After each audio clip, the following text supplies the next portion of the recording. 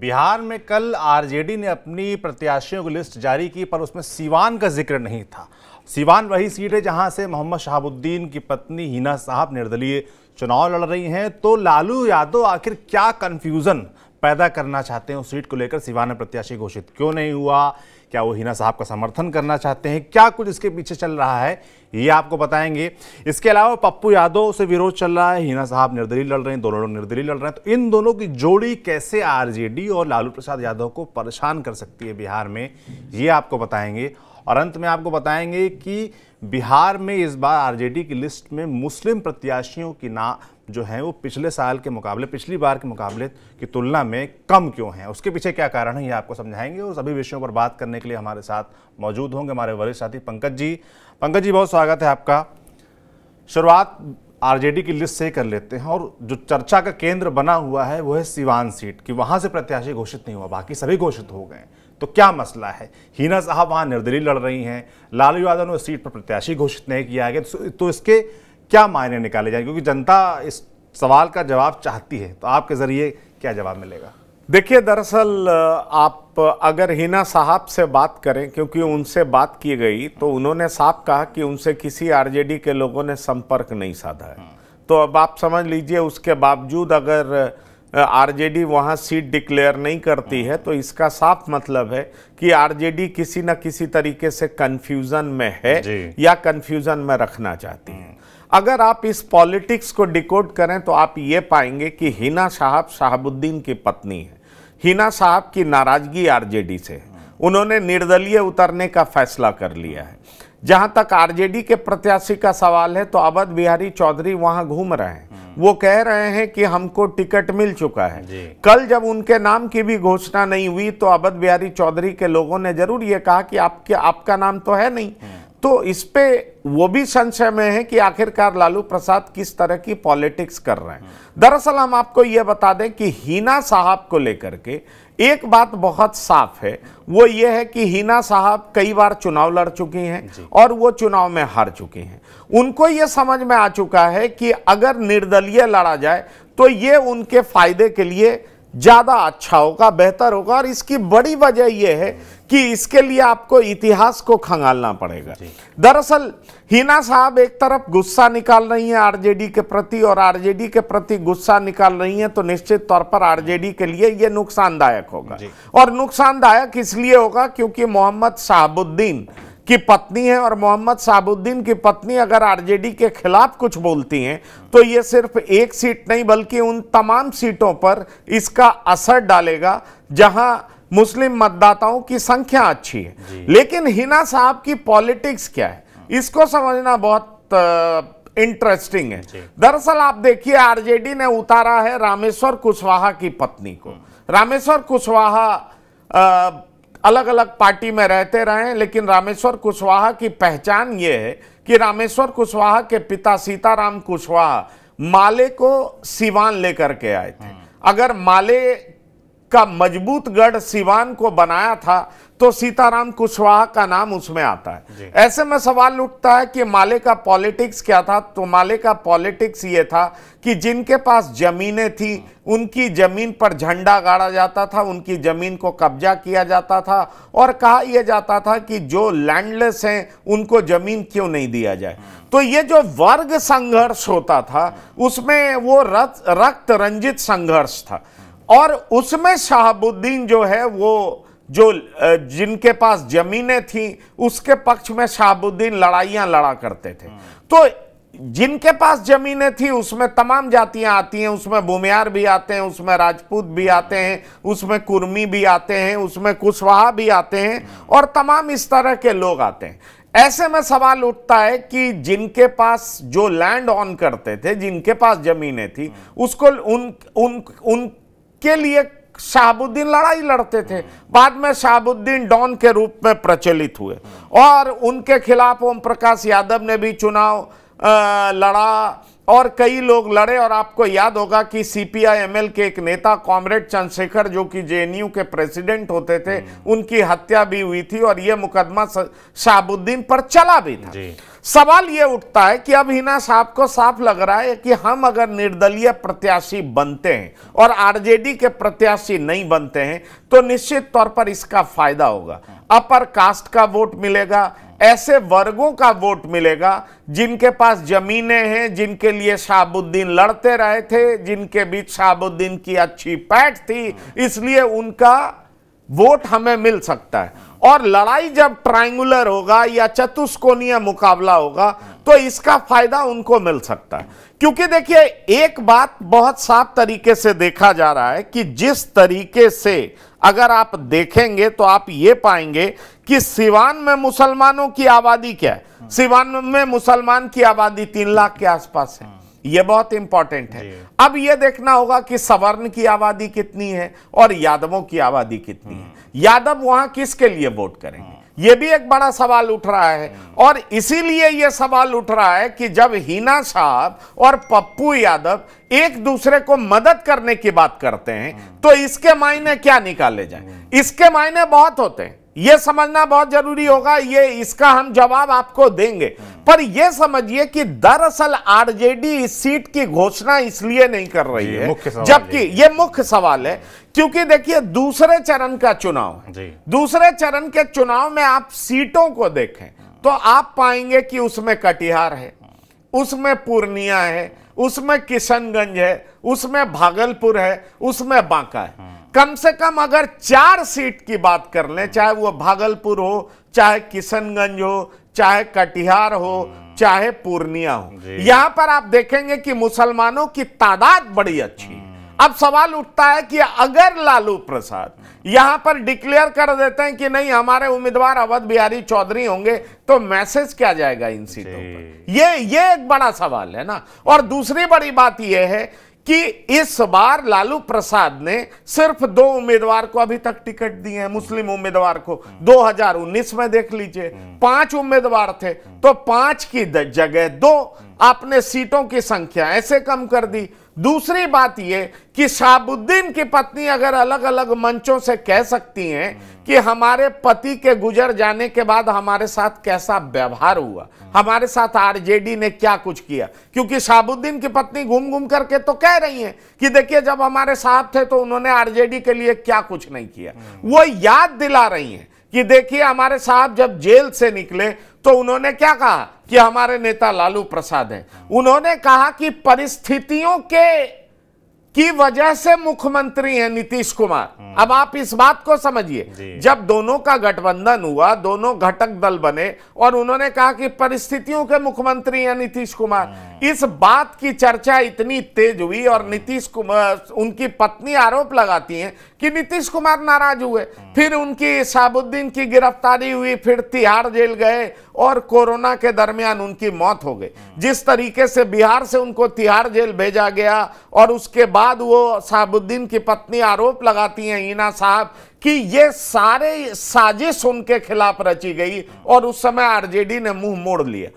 RJD पर इतनी नाराजगी नहीं है, उनकी नाराजगी यह भी है कि हाल फिलहाल में जब सरकार थी और जो शहाबुद्दीन के बेटे हैं उनकी गिरफ्तारी हो रही थी, मुश्किल में थे, उस समय आरजेडी की मदद की जरूरत थी तो उनसे मिलने कोई नहीं आ रहा था, उनके घर पे कोई नहीं आ रहा था। और तो और सिवान में उनकी राजनीतिक धार कुंद करने की कोशिश की गई और ये करने वाले कोई और नहीं थे बल्कि अवध बिहारी चौधरी थे। और अवध बिहारी चौधरी का कद बढ़ाया जा रहा था, उन्हें आरजेडी में बड़े बड़े पद से नवाजा जा रहा है। ऐसे में यह साफ है कि जब वोट लेना होता है तब आप हमें दिखा करके मुसलमानों का वोट अपनी तरफ आप अट्रैक्ट करते हैं, आकर्षित करते हैं, और जब मदद के लिए खड़े होने की बात होती है तो आप हमारे लिए उतने भी खड़े नहीं होते जितने कि हम आपके लिए खून और पसीना बहा चुके हैं। तो आखिरकार शहाबुद्दीन की पत्नी का दर्द भी निकल रहा है, आरजेडी के खिलाफ गुस्सा भी निकल रहा है, और साथ ही साथ आरजेडी खुलेआम शहाबुद्दीन की पत्नी को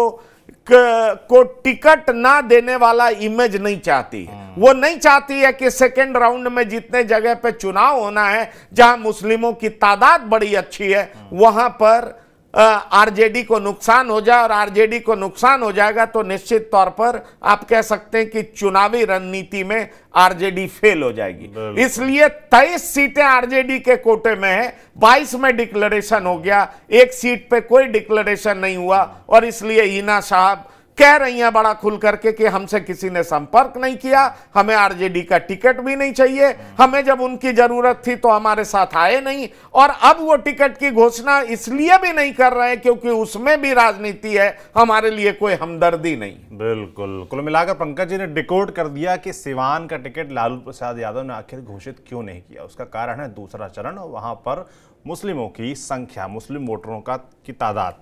दूसरा सवाल जो पंकज जी जिस पर आपने कहा बाद में बताएंगे कि लालू प्रसाद यादव के लिए क्या निर्दलीय हिना साहब और पप्पू यादव दोनों क्या बड़ा चैलेंज साबित हो सकते हैं? क्या दोनों न सिर्फ अपनी सीटों पर बल्कि बिहार के कई क्षेत्रों में नुकसान पहुंचा सकते हैं? क्या ये भी आप उसको मानते हैं? देखिए, अगर आप देखेंगे तो आप ये पाएंगे कि किशनगंज में मुसलमानों की आबादी क्या है जी, ये सोचना बहुत इंपॉर्टेंट है। साथ ही साथ आप देखिए पूर्णिया 60% हिंदू है और 40% मुस्लिम वोटर है। जातीय समीकरण की बात करें तो यहाँ 1.25 लाख से ज्यादा यादव हैं, 1.25 लाख से ज्यादा सवर्ण आबादी है, और इसके अलावा बड़ी संख्या में पिछड़ा, अति पिछड़ा, दलित मतदाता है। अब आप देखिए कि पूर्णिया में 7 लाख मुस्लिम, 1.5 लाख यादव, ठीक है। अब आप चलिए सिवान, यहां पर 2.5 लाख यादव, 1.25 लाख कुशवाहा, 4 लाख सवर्ण।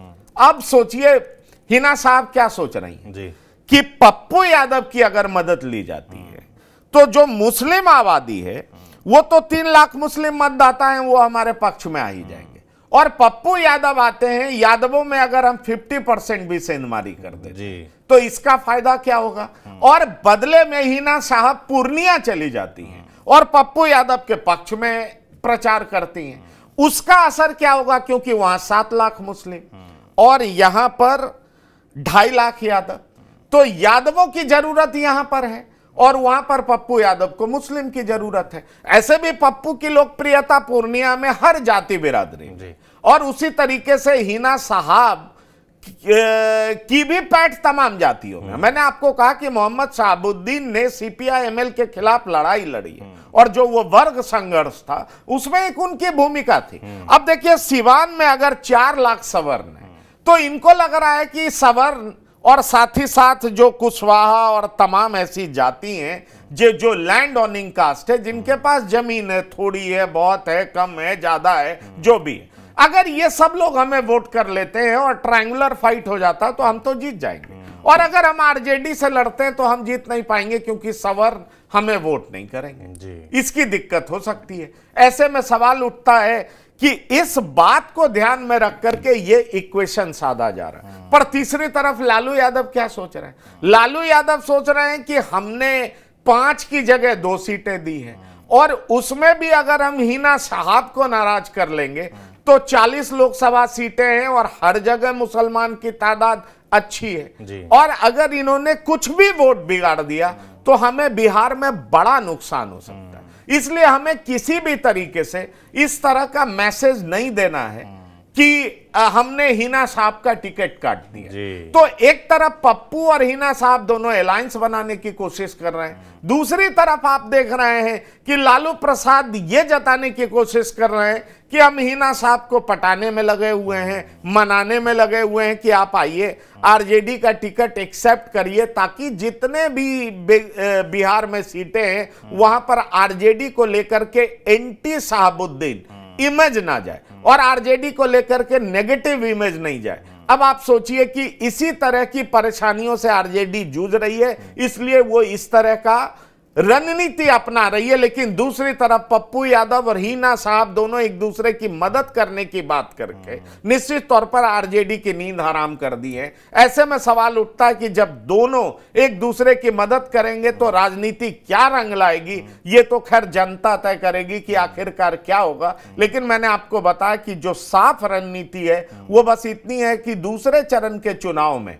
जहां पर मैंने आपको बताया कि वो चाहे किशनगंज हो, चाहे पूर्णिया हो, चाहे कटिहार हो, चाहे भागलपुर हो, और यहां तक कि बांका भी हो, इन सब जगहों पर चुनाव होना है तो दूसरे चरण में नुकसान ना हो, इसको ध्यान में रखते हुए लालू प्रसाद ने ये चाल चली है, क्योंकि नामांकन की तारीख अभी बाकी है। इसलिए अवध बिहारी चौधरी बिना प्रत्याशी घोषित हुए वो प्रचार करते रहे, लेकिन लालू प्रसाद ये मैसेज नहीं देंगे कि हमने हिना साहब का टिकट काट दिया। बिल्कुल, स्ट्रेटजी ये है। पर जो हम चर्चा कर रहे हैं उसके केंद्र में मुस्लिम वोटर हैं, और उस लिहाज से दूसरा, एक तो शहाबुद्दीन की पत्नी, उसको लेकर रिस्क नहीं चाहते हैं लालू यादव, पर दूसरा जो नैरेटिव खड़ा हो रहा है जिस पर आपने चर्चा भी की, उस पर और विस्तार चाहूँगा मैं कि मुस्लिम जो प्रत्याशी हैं वो पिछली बार 5 थे, अब की बार 2 हैं, तो लगातार जो घटाव आया है या इस बार 2 प्रत्याशी को ही टिकट दिया, तो इसके पीछे लालू प्रसाद के दिमाग में क्या चल रहा है, क्या स्ट्रेटजी है उनकी, और मुस्लिम इसको कैसे लेंगे? देखिए, सवाल ये उठता है कि मुस्लिमों के साथ ये अक्सर इस तरह की दिक्कतें देखी गई हैं कि उनको कोई ना कोई राजनीतिक दल टेकन फॉर ग्रांटेड लेता रहा है, और इसी बात को असुद्दीन ओवैसी जम करके उठाते हैं, और जब वो उठाते हैं तो उन पर आरोप भी लगता है कि वो बीजेपी की बी टीम। मैं असुद्दीन ओवैसी का कोई प्रवक्ता नहीं हूं, लेकिन असुद्दीन ओवैसी की बातों में आप हमेशा सुनेंगे कि आप राजनीतिक हाशिए पर लगातार चलते जा रहे हैं, पर आपको दिखाई नहीं दे रहा है कि आखिरकार आपका रहनुमा दरअसल कौन है। अगर आपको पार्लियामेंट में जगह नहीं मिलेगी, विधानसभा में जगह नहीं मिलेगी, तो आपके लिए बात कौन करेगा, आपके कॉज के लिए बात कौन करेगा, और आप बिना मांगे किसी को समर्थन देते रहेंगे तो फिर कोई आपके लिए क्यों मेहनत करेगा, कोई आपको प्रॉपर रिप्रेजेंटेशन क्यों देगा? सवाल ये उठ रहा है। अब देखिए, मैं आपको बताऊं कि सुपौल में जब सीटों को लेकर के, क्योंकि कुछ और मुस्लिम प्रत्याशी थे जो कि सीट चाहते थे, कटिहार में अशफाक करीम चाहते थे, अशफाक करीम का टिकट कट गया, अशफाक करीम सुपौल पहुंच गए, सुपौल से टिकट मांगने लगे। वहीं महबूब अली कैसर जो कि खगड़िया से सिटिंग सांसद हैं, एलजेपी रामविलास ने उनका टिकट काट दिया, चिराग पासवान ने टिकट काट दिया, क्योंकि पशुपतिनाथ पारस के साथ वो चले गए थे। अब देखिए, जब ये दोनों सुपौल पहुंचते हैं तो ये दोनों इस बात को प्रमुखता से उठाते हैं कि अरे भाई, आपकी आबादी, मतलब यादव की आबादी 14% और मुसलमान की आबादी 18%, यादव 8 सीटों पर चुनाव लड़ेगा और मुसलमान 2 पर ही क्यों लड़ेगा, आप ज्यादा संख्या पर में क्यों नहीं बढ़ाएंगे? इस तरह की मांग होने लगी। लेकिन सवाल यह उठता है कि लालू प्रसाद की दूसरी स्ट्रैटेजी है। लालू प्रसाद की स्ट्रैटेजी यह है कि उन्हें बीजेपी के खिलाफ जीतना है। लालू प्रसाद को लगता है कि अगर हम ज्यादा मुस्लिम उम्मीदवार उतारेंगे तो मुस्लिम के खिलाफ हिंदुओं की गोलबंदी ज्यादा हो जाएगी, तो ये हमारे उम्मीदवार हार जाएंगे। तो विनेबिलिटी सबसे बड़ा फैक्टर होता है। तो लालू प्रसाद की ये मजबूरी भी आप कह सकते हैं, लेकिन साथ ही साथ आप ये भी कह सकते हैं कि लालू प्रसाद को यह लग रहा है कि आखिरकार मुसलमान जाएगा, या गठबंधन अलायंस, इंडिया अलायंस को लग रहा है कि मुस्लिम मतदाता जाएंगे कहां, उनके पास विकल्प क्या है, वो बीजेपी के पास तो जाएंगे नहीं, एनडीए के पास तो जाएंगे नहीं, वो आएंगे तो हमारे पास ही आएंगे। इसलिए इस बात का पूरा फायदा उठाया जा रहा है। अब आप देखिए कि एक जगह अररिया में शहबाज आलम को टिकट दे दिया गया, मधुबनी में अली अशरफ फातमी को टिकट दे दिया गया, तो 2019 में 5 और 2024 में 2, ये 5 से 2 पे आ गए। और तीसरी तरफ हिना साहब नाराज बैठी हैं। अगर हिना साहब नाराज बैठी हैं और अलग अलग प्लेटफॉर्म से आरजेडी के खिलाफ बोलना शुरू करती हैं, तो ये आरजेडी समझ रही है कि इससे हमारा नुकसान हो सकता है, और इस नुकसान को झेलने के लिए आरजेडी तैयार नहीं है। इसलिए आरजेडी ने जो सिवान की सीटें हैं वो डिक्लेयर नहीं की हैं, ताकि ये मैसेज दे सके आरजेडी कि वो हिना साहब को मनाने की कोशिश कर रही हैं, वो हिना साहब को टिकट देने की कोशिश कर रही है। जबकि सच बात यह है कि आरजेडी कोशिश भी नहीं कर रही है और हिना साहब खुद अब आरजेडी की टिकट चाहती भी नहीं। दोनों बात सच है कि उनको चाहिए भी नहीं और इधर से कोशिश भी नहीं हो रही। इसकी बड़ी वजह यह है कि हिना साहब को दिखाई पड़ रहा है 4 लाख सवर्ण मतदाता। हिना साहब पहले आरजेडी के टिकट पे लड़ चुके, तो सवाल ये, और हिना साहब को इस बात का दर्द है कि उनके पति ने लालू प्रसाद को अपना नेता जब माना तो उसकी सजा दी गई नीतीश कुमार के द्वारा, और इसलिए उनके पति बिहार से दिल्ली तिहाड़ भेजे गए। उनको कोरोना हुआ, उनका प्रॉपर इलाज नहीं हो पाया, तरह तरह का आरोप उनके परिवार के द्वारा लगाया जाता है। इसलिए उनको हर तरीके से सफर करना पड़ा।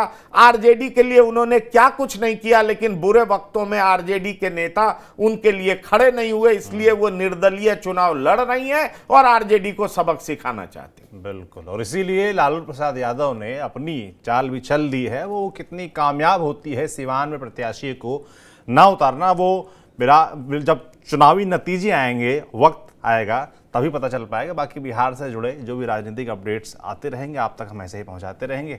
आप देखते रहिए TV9 डिजिटल। शुक्रिया।